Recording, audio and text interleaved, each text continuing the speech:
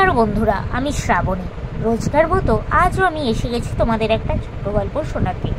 আজকে আমি তোমাদের লেখিকা পূর্ণলতা চক্রবর্তী মহাশয়ার লেখা একটি ছোট গল্প, যার নাম বেবি কোথায়, এটি শোনাবার চেষ্টা করব। তো বন্ধুরা, আমার এই গল্পের আসল চ্যানেলটিতে আমি তোমাদের রোজ একটি করে ছোট গল্প শোনাবার চেষ্টা করি। আমি যেহেতু একজন শারীরিক প্রতিবন্ধী, নিজের প্রতিবন্ধকতাকে ভুলে নিজের একটা পরিচয় তৈরি করার লক্ষ্যেই তোমাদের এই গল্প শোনানোর কাজটা শুরু করেছি। এই কাজে আমার সফল হতে গেলে তোমাদের সাপোর্ট খুবই দরকার। আমি তাই তোমাদের রিকোয়েস্ট করছি, প্লিজ প্লিজ তোমরা আমার বলা গল্পগুলো স্কিপ না করে গিয়ে পুরোটা শোনো। আমার চ্যানেলটা সাবস্ক্রাইব করো, লাইক করো, কমেন্ট করো ও শেয়ার করো, যাতে আরও সব বন্ধুরা আমার চ্যানেলটা সাবস্ক্রাইব করে আমাকে একটু সাহায্য করে।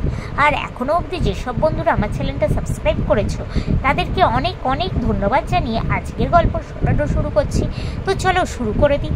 গল্পের নাম হলো বেবি কোথায়, লেখিকা পূর্ণলতা চক্রবর্তী মহাশয়। পাশাপাশি দুই বাড়ি, এ বাড়ির বেবি আর ও বাড়ির বেলা দুজনে খুব ভাব।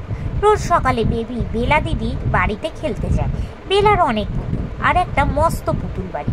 10টা বাজলে বেলা স্কুলে চলে যায়, বেবিও বাড়ি ফিরে আসে। বেলার সুন্দর একটা নতুন পুতুল এসেছে, চোখ বুজে আর চোখ খোলে, আবার মা বলতে পারে।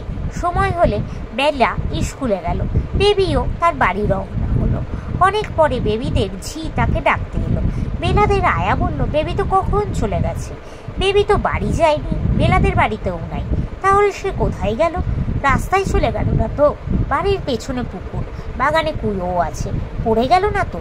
বেবির মা বাবা ব্যস্ত হয়ে খুঁজতে বেরোলেন। দুই বাড়ির লোক মিলে কত খোঁজাখুঁজি ডাকাডাকি, কিন্তু বেবি কোথাও নাই। মায়ের চোখ দিয়ে জল পড়ছে, বাবার মুখ শুকিয়ে গেছে, সকলেরই ভীষণ মন খারাপ।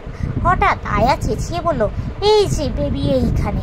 পুতুল ঘরটার ভেতরে ঢুকে গিয়ে নতুন পুতুলটাকে বুকে নিয়ে বেবি গুটিসুটি হয়ে ঘুমিয়ে আছে। বাড়ি যেতে যেতে কখন যে পুতুলের লোভে আবার বেলাদের বাড়ি ফিরে এসেছে তা কেউ জানে না। মা ছুটে গিয়ে বেবিকে কোলে নিলেন। মায়ের গলা জড়িয়ে ধরে বেবি বলল, ও মা, আমাকে জন্মদিনে এমন একটা পুতুল কিনে দেবে তো মা? তো বন্ধুরা, আজকের এই ছোট গল্পটা এখানে শেষ হলো। তোমাদের যদি ভালো লাগে প্লিজ একটা লাইক করে দাও, আমার চ্যানেলটা সাবস্ক্রাইব করো ও শেয়ার করো।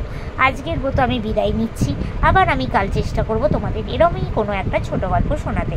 তোমরা প্লিজ প্লিজ আমাকে সাপোর্ট করো। আজকের মতো টাটা।